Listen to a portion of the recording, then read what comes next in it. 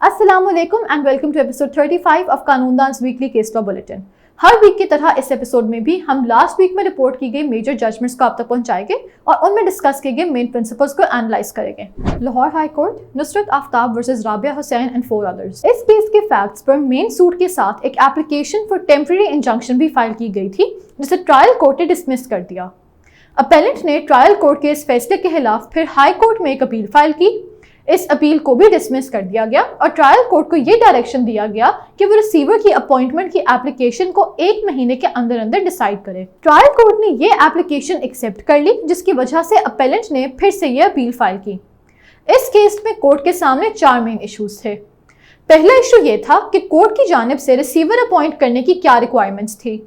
इस इशू पर कोर्ट ने कहा कि जो शख्स रिसीवर की अपॉइंटमेंट चाहता है उसे कोर्ट को इस बात पर मुतमईन करना होगा कि सूट का सब्जेक्ट मैटर वेस्ट हो सकता है या इसे कोई और खतरा है जिसकी वजह से प्लेंटिफ की कोई राइट या फिर इंटरेस्ट डेंजर में है, जिसकी वजह से इसकी हिफाजत लाजमी है। किसी शख्स को डिस्पोजेस करके उसकी प्रॉपर्टी पर रिसीवर अपॉइंट करना एक बहुत ही हार्श एक्शन है, जिसकी वजह से रिसीवर सिर्फ तभी अपॉइंट होना चाहिए जब प्रॉपर्टी से मुतालिक लॉस या फिर वेस्ट का खतरा लाहक हो। इस केस का सेकंड इशू ये था कि रिसीवर अपॉइंट करते वक्त कोर्ट के ऊपर क्या लीगल ऑब्लिगेशन है। इस इशू पर कोर्ट ने कहा कि सीपीसी के ऑर्डर 40 रूल 1 के तहत ट्रायल कोर्ट पर यह ऑब्लिगेशन है कि वो रिसीवर अपॉइंट करते वक्त उस पर ये तमाम पावर्स कन्फर करे कि वो प्रॉपर्टी की प्रोटेक्शन, प्रेजर्वेशन, रेंट और प्रॉफिट कलेक्शन से रिलेटेड तमाम सूट्स फाइल और डिफेंड करे। इस केस में कोर्ट के सामने तीसरा मेन इशू ये था कि रिसीवर अपॉइंट करने के हवाले से कोर्ट के पास जो डिस्क्रेशनरी पावर है उसका क्या नेचर है और उसे कैसे एक्सरसाइज करना चाहिए। इस इशू पर कोर्ट ने कहा कि इस सेक्शन के नीचे किया गया एक ऑर्डर एक इंटरिम ऑर्डर होने के बावजूद एक पीनल ऑर्डर भी है, जिसके थ्रू किसी शख्स को उसकी प्रॉपर्टी से डिप्राइव किया जाता है। इसीलिए ऐसा ऑर्डर करते वक्त कोर्ट को लफ्ज जस्ट एंड कन्वीनियंट अपने दिमाग में रखना चाहिए और कोर्ट को रिसीवर अपॉइंट करते वक्त इस चीज का ख्याल रखना चाहिए कि वाकई में दूसरी पार्टी को रिसीवर अपॉइंट ना होने की वजह से इररेपरेबल लॉस का खदशा है। इसीलिए जो पार्टी ऐसा ऑर्डर सीक कर रही हो उसे इमरजेंसी, डेंजर या प्रॉपर्टी को लॉस शो करना होगा, जिसकी वजह से कोर्ट का इमीडिएट एक्शन लेना लाजमी हो जाए। इस केस का लास्ट इशू ये था कि क्या इलेक्ट्रॉनिक डिवाइसेस के थ्रू प्रिपेयर किया गया मटेरियल एविडेंस में अलाउ किया जा सकता है। इस इशू पर कोर्ट ने कहा कि ट्रायल कोर्ट ने प्लेंटिफ की एप्लीकेशन उनके ईमेल्स पर रिलाई करते हुए एक्सेप्ट कर ली, जबकि ये डॉक्यूमेंट्स तब तक एक्सेप्ट नहीं की जा सकती थी जब तक इन्हें इलेक्ट्रॉनिक ट्रांजैक्शन ऑर्डिनेंस 2002 और कानून शहादत ऑर्डर 1984 के आर्टिकल्स 46A और 78A के नीचे प्रूव ना किया जाए। सुप्रीम कोर्ट ने 2019 SCMR 1982 में ये बात क्लैरिफाई भी की थी कि कानून शहादत का आर्टिकल 164 ने कोर्ट को ये बहुत वाइड पावर्स दी है कि वो मॉडर्न डिवाइसेस और टेक्निक्स के थ्रू जनरेट की गई एविडेंस को एक्सेप्ट करे, और कानून शहादत और इलेक्ट्रॉनिक ट्रांजैक्शंस ऑर्डिनेंस ने ऐसी एविडेंस को रिसीव करने का प्रोसेस कुछ रिस्ट्रिक्शंस में रहते हुए स्मूथ आउट किया है। यार Mohammad against chairman Pakistan atomic energy commission etcetera. इस कॉन्स्टिट्यूशनल पिटिशन के जरिए पिटिशनर, जो कि एक टेम्परेरी एम्प्लॉई है, पाकिस्तान एटॉमिक एनर्जी कमीशन में टेक 4 की पोस्ट के हवाले से लीन का क्लेम सीक कर रहा था।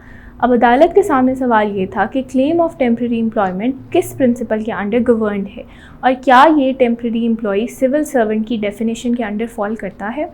दूसरा ये कि क्या एक टेम्परेरी एम्प्लॉई इस पोस्ट के हवाले से लीन क्लेम करने को इंटाइटल्ड है। जस्टिस मोहम्मद शानकुल ने पहले सवाल पे कहा कि claim of temporary employment master and servant के प्रिंसिपल के अंडर गवर्नड है और ये सिविल सर्वेंट की डेफिनेशन के अंडर नहीं फॉल करता। और दूसरा ये कि एक टेम्परेरी एम्प्लॉई इस पोस्ट के हवाले से लीन क्लेम करने को इंटाइटल्ड नहीं। Lahore high court Irfan Javed and 2 others versus additional district जज Toba Tek Singh and 2 others। Writ petition number 52389 of 2019। इस केस के फैक्ट्स पर रिस्पोंडेंट नंबर 3 ने पिटिशनर के खिलाफ एक suit for recovery of dowry articles file किया। फैमिली कोर्ट ने इस सूट को रिस्पोंडेंट की तरफ से लिए गए एक स्पेशल ओथ की बेसिस पर डिक्री कर दिया और एपेलेट कोर्ट ने भी इस जजमेंट को अपहोल्ड किया। प्रेजेंट रिट पिटिशन के थ्रू पिटिशनर्स ने फैमिली और एपेलेट कोर्ट के इन्हीं जजमेंट्स को चैलेंज किया था। इस केस में कोर्ट के सामने 2 मेन इश्यूज थे। पहला इशू ये था कि क्या किसी पार्टी की काउंसिल के पास ये हक था कि वो ऑफर करे कि केस स्पेशल ओथ की बेसिस पर डिसाइड हो या वो दूसरी पार्टी की जानिब से किया गया कोई ऑफर एक्सेप्ट कर सकती है। इस इशू पर कोर्ट ने कहा कि पावर ऑफ अटॉर्नी एक्ट 1882 का सेक्शन 2 पावर ऑफ अटॉर्नी के नीचे एग्जीक्यूशन की बात करता है और ये सेक्शन तब अप्लाई करता है जब पावर ऑफ अटॉर्नी किसी इंस्ट्रूमेंट के थ्रू क्रिएट की जाए। इसी तरह कॉन्ट्रैक्ट एक्ट 1872 की सेक्शंस 182 से लेकर 238 एजेंट्स की अपॉइंटमेंट और अथॉरिटी की बात करते हैं। जब एक काउंसिल किसी क्लाइंट को रिप्रेजेंट कर रही हो तो वो अपने प्रिंसिपल के बिहाफ पर वो तमाम पावर्स एक्सरसाइज कर सकता है जो कि प्रिंसिपल एजेंट के रिलेशनशिप में आमतौर पर एजेंट की होती है और जो उसे पावर ऑफ अटॉर्नी के नीचे एक्सप्रेसली दी गई हो। इस तरह की पावर्स का कन्फर होना काउंसिल को कॉन्ट्रैक्ट एक्ट के सेक्शन 182 के नीचे एक एजेंट की डेफिनेशन के नीचे ले आता है और क्लाइंट और एडवोकेट के दरमियान जो कॉन्ट्रैक्ट होता है वो कॉन्ट्रैक्ट एक्ट और कॉन्ट्रैक्ट लॉ के जनरल प्रिंसिपल्स के नीचे भी गवर्न होता है। ये अब एक तकरीबन एस्टैब्लिश प्रिंसिपल ऑफ लॉ है कि पावर ऑफ अटॉर्नी को स्ट्रिक्टली इंटरप्रेट करना चाहिए और एक अटॉर्नी के पास सिर्फ वो पावर्स कन्फर होती है जो कि उसे एक्सप्रेसली पावर ऑफ अटॉर्नी में दी गई हो या फिर जो नेसेसरी इम्प्लीकेशन के थ्रू पावर ऑफ अटॉर्नी से इम्प्लाई की जाए। PLD 1962 कराची 162 के मुताबिक जब एक एडवोकेट को पार्टी की तरफ से इजाजत दी गई थी कि वो कॉम्प्रोमाइज में एंटर करे तो ऐसा एडवोकेट ये ऑफर करने की पूरी कैपेसिटी रखता था कि उसके क्लाइंट स्पेशल ओथ के साथ अबाइड करेंगे। इस केस का सेकंड इशू ये था कि क्या फैमिली कोर्ट स्पेशल ओथ की बेसिस पर कोई मैटर डिसाइड कर सकता है।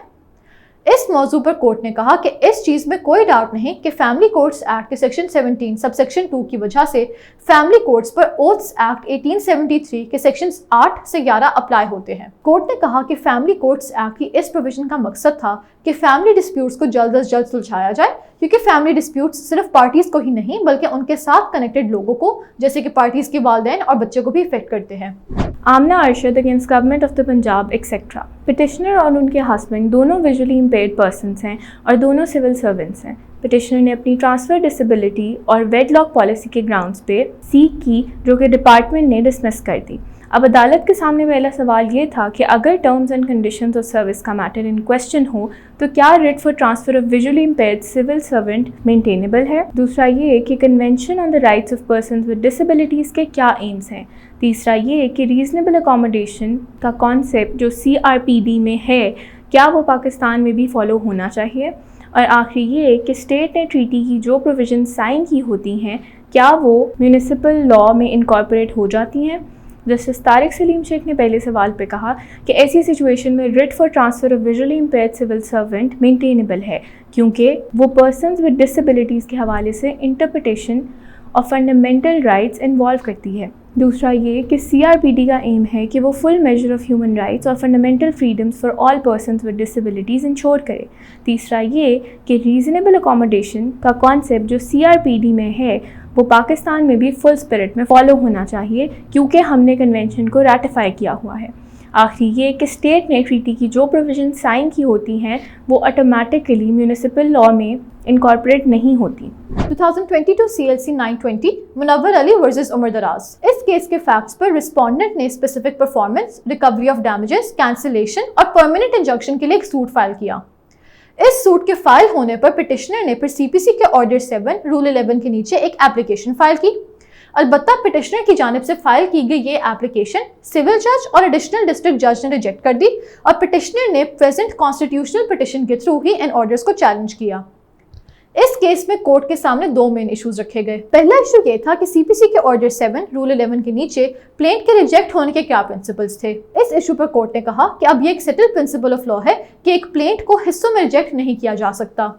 ऑर्डर 7 रूल 11 एक प्रोसीजर प्रोविजन है जिसे सिर्फ तभी इस्तेमाल करना चाहिए जब कोर्ट ये कंक्लूड करे कि अगर प्लेंट के अंदर सारी एलिगेशंस प्रूव हो जाए तब भी प्लेंटिफ किसी रिलीफ के लिए क्वालिफाई नहीं करेंगे। कोर्ट ने कहा कि ऑर्डर 7 रूल 11 अप्लाई करते वक्त कोर्ट ने सिर्फ ये देखना होता है कि प्लेंट में कोई कॉज ऑफ एक्शन डिस्क्लोज हुआ है या नहीं। इस स्टेज पर कोर्ट ने ये नहीं देखना होता कि क्या प्लेंटिफ अपना केस प्रूव कर पाएंगे या नहीं और ये चीज इस स्टेज पर एविडेंस के बगैर डिटरमिन की भी नहीं जा सकती।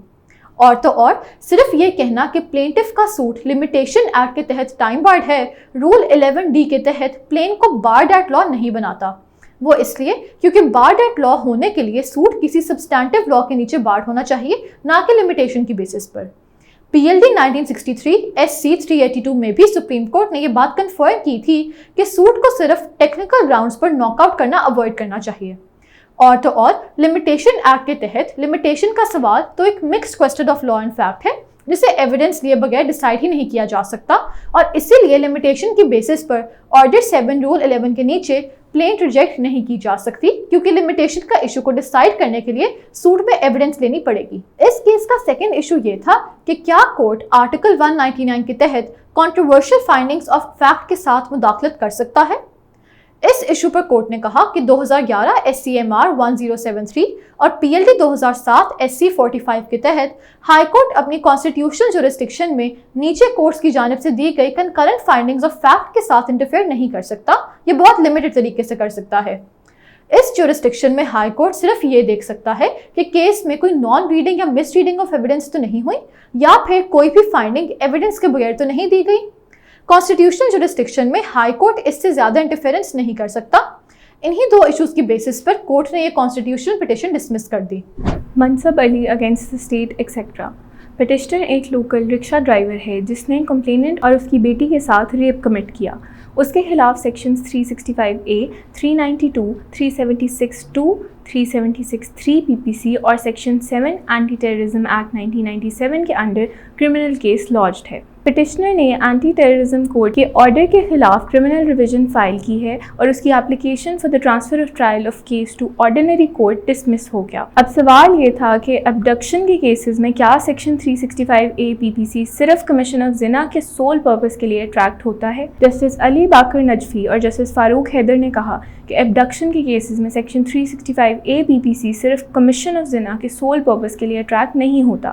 یہ کورٹ اینی ادر ڈیمانڈ کی irrational انٹرپریٹیشن نہیں الاؤ کرے گا، اسپیشلی جب سیکشن 365B اور 376 PPC ایکسکلوسیولی ریپ وغیرہ کے offences کے ساتھ ڈیل کرتے ہیں۔ Lahore high court Muhammad Ramzan versus the state. اس کیس کے فیکٹس پر پٹیشنر نے ایڈیشنل سیشنز جج کی جانب سے پاس کیے گئے آرڈر کے خلاف یہ ریویژن پٹیشن فائل کی۔ اس امپیونڈ آرڈر کے نیچے ایڈیشنل سیشنز جج نے ہیئرسے ایویڈنس کے ایکسکلوڈ کرنے اور آبجیکشنز ریکارڈ کرنے کی حد تک پٹیشنر کی اپلیکیشن کو ڈسمس کر دیا تھا۔ اس کیس میں کورٹ کے سامنے 8 مین ایشوز تھے۔ پہلا ایشو یہ تھا کہ جوڈیشل ایویڈنس کے ڈفرینٹ فارمز اور کلاسیفیکیشنز کیا ہے۔ اس ایشو پر کورٹ نے کہا کہ جوڈیشل ایویڈنس کے صرف 3 فارمز ہوتے ہیں: اورل ایویڈنس، ڈاکیومنٹری ایویڈنس اور تھنگس۔ البتہ جوڈیشل ایویڈنس کو صرف اس کے فارم کی بیسس پر کلاسیفائی نہیں کیا جا سکتا، بلکہ اس کی سبسٹینٹیو کانٹینٹ، اسے پریزنٹ کرنے کا مقصد اور اس کی ایڈمیسیبلٹی کے رولز کے تحت انہیں کلاسیفائی کیا جاتا ہے۔ اسی لیے جوڈیشل ایویڈنس پر ایک سے زیادہ لیبل بھی لگ سکتا ہے، جن میں testimony, hearsay evidence, documentary evidence, real evidence اور سرکمسٹانشل ایویڈنس بھی شامل ہے۔ اس کیس کا سیکنڈ ایشو یہ تھا کہ ریلیونٹ ایویڈنس کا کیا مطلب ہوتا ہے۔ اس ایشو پر کورٹ نے کہا کہ high court rules and orders کے چیپٹر 1 پارٹ ای کے مطابق میجسٹریٹس کو ایویڈنس ریکارڈ کرتے وقت یہ خیال رکھنا چاہیے کہ کیا وہ ایویڈنس قانون شہادت آرڈر کے تحت ریلیونٹ ایویڈنس کنسیڈر کی جا سکتی ہے۔ قانون شہادت آرڈر کا چیپٹر 3 ریلیونٹ ایویڈنس کے اوپر بہت ڈیٹیل میں بات کرتا ہے، جبکہ آرٹیکل 18 کے تحت ایویڈنس فیکٹ ان ایشو یا ریلیونٹ فیکٹ کے اوپر دی جا سکتی ہے۔ کوئی بھی ایویڈنس تب تک ریلیونٹ ہوتی ہے جب تک وہ کسی بھی فیکٹ ان ایشو کو پروو یا ڈسپروو کرنے کے عمل میں اسسٹ کرے۔ اس کیس کا تھرڈ ایشو یہ تھا کہ ایویڈنس کے ایکسکلوژنری رولز کو مد نظر رکھتے ہوئے ایڈمیسیبلٹی آف ایویڈنس کا کیا کانسیپٹ تھا۔ اس موضوع پر کورٹ نے کہا کہ عام طور پر ہر ریلیونٹ ایویڈنس ایڈمیسیبل کنسیڈر کی جاتی ہے، لیکن ایویڈنس کی ایکسکلوژنری رولز کی وجہ سے ان پر بھی کچھ ریسٹرکشنز ہے۔ یہ سارے ایکسکلوژنری رولز عموماً کسی نہ کسی پالیسی کو اچیو کرنے کے لیے بنائے گئے ہیں۔ ان رولز میں شامل ہے اسٹرکچرل رولز، جو کہ ایویڈنس کے برڈن، اسٹینڈرڈ آف پروف اور اوتھینٹیکیشن سے تعلق رکھتے ہیں۔ پھر ہے پریفرینشیل رول، جو کہ کہتا ہے کہ بیسٹ ایویڈنس پریزنٹ ہونی چاہیے۔ اینالیٹک رولز، جو کہ ہیئرسے ایویڈنس کے خلاف ہے۔ پروفیلیکٹک رولز، جو کہ پرانی کنوکشنز کے ایویڈنس کو ایکسکلوڈ کرتے ہیں، اور دیگر رولز۔ اس کے علاوہ ایویڈنس کے دوسرے رولز میں simplificatory rules, quantitative rules, policy based rules اور ڈسکریشنری رولز بھی شامل ہے۔ اس کیس میں کورٹ کے سامنے فورتھ مین ایشو یہ تھا کہ کیا ریلیونٹ ایویڈنس ہر حال میں ایڈمیسیبل ہوتی ہے۔ اس ایشو پر کورٹ نے کہا کہ ریلیونٹ ایویڈنس کو ریکارڈ پر لانے کے لیے 2 قسم کی ایڈمیسیبلٹی آرگیو کی جاتی ہے۔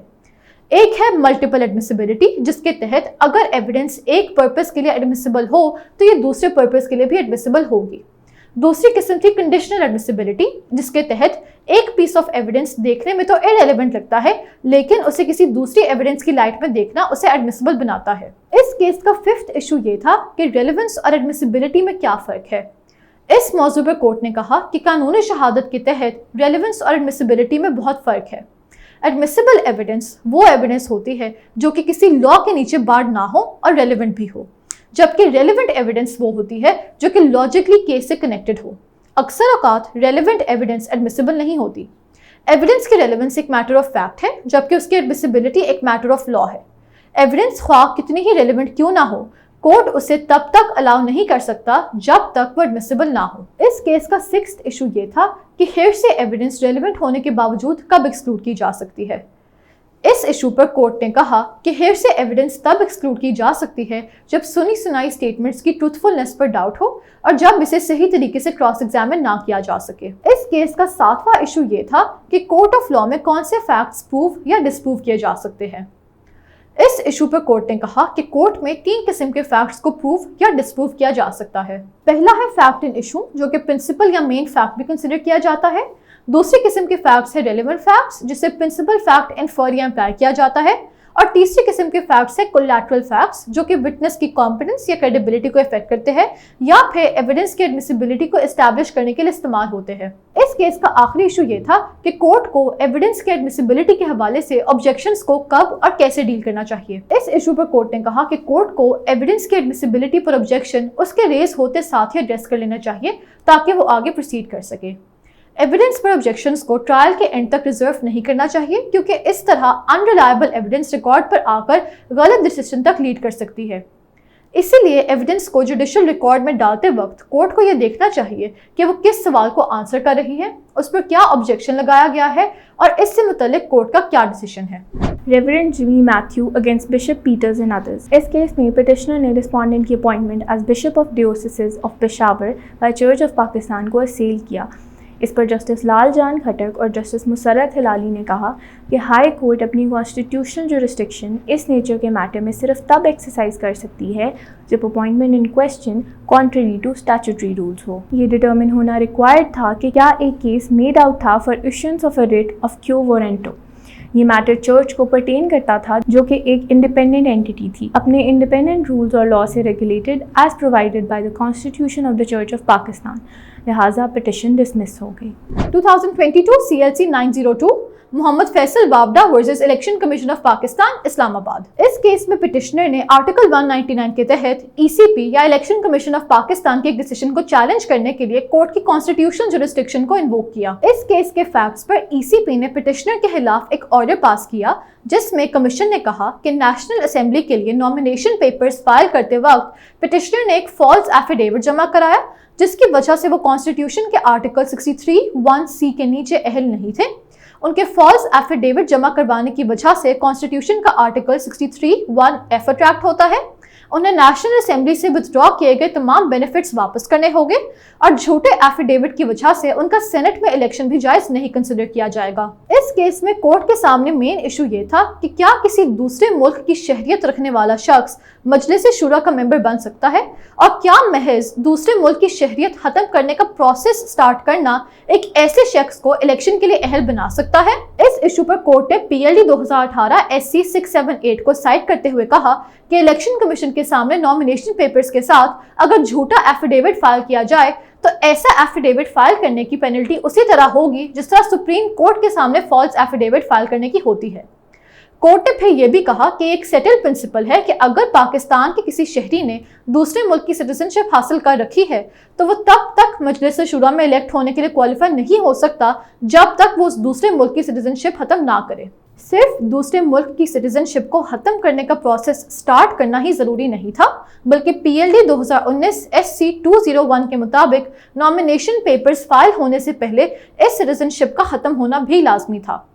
कोर्ट ने कहा कि PLD 2018 SC 405 और PLD 2018 SC 678 को इकट्ठे पढ़ते हुए, क्योंकि पिटिशनर के एफिडेविट फाइल करते वक्त वो एक दूसरे मुल्क के शहरी थे, उनका एफिडेविट झूठा था और ये कॉन्स्टिट्यूशन का आर्टिकल 62(1)(f) अट्रैक्ट करता था।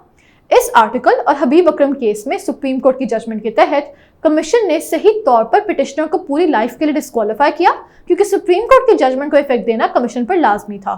Dr. Ilyas and another against government of Balochistan through Chief Secretary and others. اس ججمنٹ میں جسٹس ہاشم خان کاکڑ اور جسٹس نذیر احمد لنگوف نے کہا کہ یونیورسٹیز کے چانسلرز اسی طرح باؤنڈ ٹو ایکٹ ہیں جیسے ایک پروونس کا گورنر ایکٹ کرے گا، اور وہ باؤنڈ ہے under clause 1 of article 105 of the constitution.